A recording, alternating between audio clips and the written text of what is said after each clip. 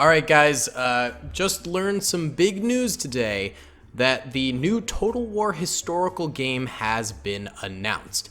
And this news, while at surface level, is extremely exciting. I am putting a caveat on that excitement, a big ol' caveat that I just had to talk about in today's video because I really felt like I just had to. Total War for me as a historical fan has been going downhill for a very, very long time. Total War was the first franchise that I got really into for strategy games. My first game with them was Total War Rome 1, and I played the snot out of that. I have like at least 1,000 hours on that thing. It is such a fun game. And then they just kept on releasing banger after banger after banger. We got Medieval 2, we got Napoleon, we got Empire Total War, we even got Rome 2, which while was kind of a disaster at first, ended up really growing on me, Total War Attila, and then of course, I'd be remiss if I didn't mention my favorite Total War games, Shogun 2 and Shogun 2 Fall of the Samurai. It was like Creative Assembly was on a roll. They were just releasing banger after banger after banger, and then it all came to a halt.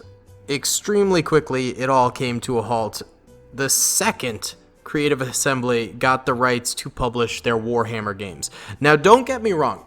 I've actually come to enjoy the Warhammer games. The first one, I enjoyed a little bit. I thought it was pretty good. It wasn't my favorite. The second one, I enjoyed a lot, mainly because I played a campaign with my boy, Forensic Steel, on Twitch, and I just had a blast playing that campaign with him, and I think he really taught me just how good the Warhammer Total War games could be. That all being said, I still yearn for the OG Total War games, because, like it or not, Total War Warhammer is almost a completely different franchise than the historical Total War games. They're just so different. I don't even think you can compare them that much beyond they have a campaign and they have a battlefield. And Creative Assembly in the past used to make these beautiful, amazing historical Total War games where you got to take control of historical generals and commanders, and even some fictional ones, you know, when all of the historical leaders got killed off because you're really bad at the game, and so now you have to use this random dude as your king, albeit, you know, that's just life when you're daily playing a historical Total War game and you're not that good.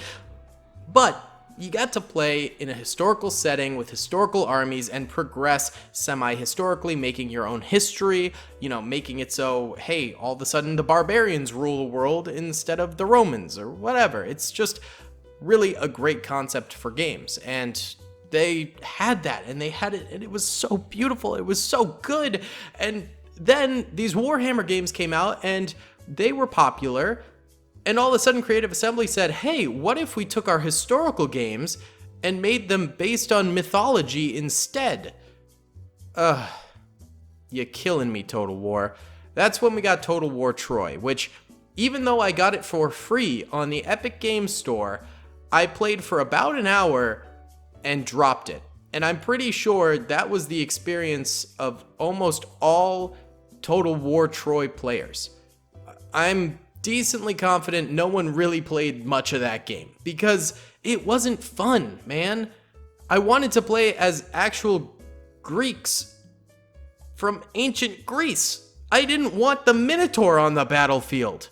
It was unnecessary. But that's exactly what we got. We got the Minotaur on the battlefield, and we got a whole bunch of hoopla to go with it. And it just really honestly disappointed me, and I just kind of walked away from Total War Historical for a really long time. It's not like they were releasing anything new that was worthwhile anyway. You know, what I've actually played now is the 1212 AD mod, which is basically like Medieval 3 for Total War Attila. I've played some of the Lord of the Rings mod, which is pretty fun as well. You know, I'm basically looking at modding for new Total War content, and honestly just playing for pleasure. But yeah, historical titles have just not been good or not coming out at all. And Warhammer 3, I played a little bit of it. I thought it was fun, but it just wasn't that captivating because I'm kind of a historical fan at heart. That's what I started with. way back in the day, and that's what I want to continue to play. And I don't know if I'm an old curmudgeon and people don't agree with me and people are saying, you know, oh, Daily, no, everyone wants Warhammer, everyone wants these mythological games. Maybe that's what the zeitgeist is nowadays. Maybe that's what people actually want. It's just not what I want. And so we have this Total War Pharaohs game, which we have a very light teaser for. But I think we all know that this is going to end up being another Total War Troy. First of all, it's made by CA Sophia, Creative Assembly Sophia, and they're the same ones who made Total War Troy, so that's kind of a bummer. And if it's anything like Troy, I'm probably not going to play a lot of it. The other thing someone pointed out to me in my Discord was that they have in their factions list for this game, they have heroes listed under every faction. And a big part of the Warhammer games and the Troy games and stuff like that is that these heroes that they have are basically like gods on the battlefield, and they're a single unit, and they can go curb stomp 3 different swordsman units of 300 men all at once. And just the wording of having these leaders under the factions makes me think that this is going to be another prevalent hero-based game. It's like having the Minotaur, you know, it's like having Achilles or whatever, or it's like having the random witchcraft people from Warhammer. It takes away from the historical setting of having a general with his bodyguard, and that general could get really unluckily one-shot by a bow and arrow unit from 100 meters away, and you just have to deal with that, just like real life. It's taking away that aspect and replacing it with this god unit that can single-handedly swing a battle. It's not fun, it's not tactical, and it just isn't real. We still haven't seen gameplay of this, but all signs are really pointing towards this game becoming the second coming of Troy. And I don't think it's any coincidence that they picked the term pharaohs, which are a leadership term, instead of like Total War Egypt. You know, making it about the faction versus the heroes within that faction. I think on top of that, the fact that they picked the Egyptians is also very telling, because the Egyptians have some of the richest mythological history of all time. Just the amount of lore behind the myths of Egypt, it's insane. You can write books upon books upon books of it.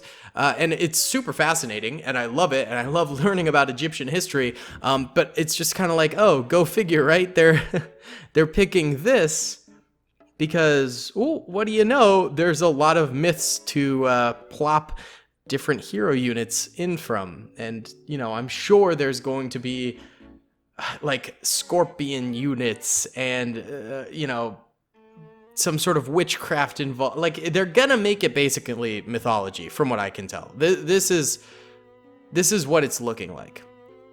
I was really hopeful when I just saw the title of the game, Total War Pharaohs, and was like, oh, it's historical. Okay, all right, let's go. Maybe this is it. But I don't think so.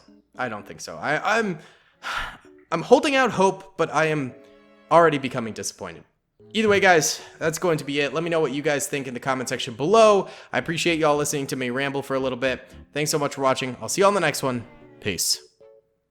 I hope you guys enjoyed that video.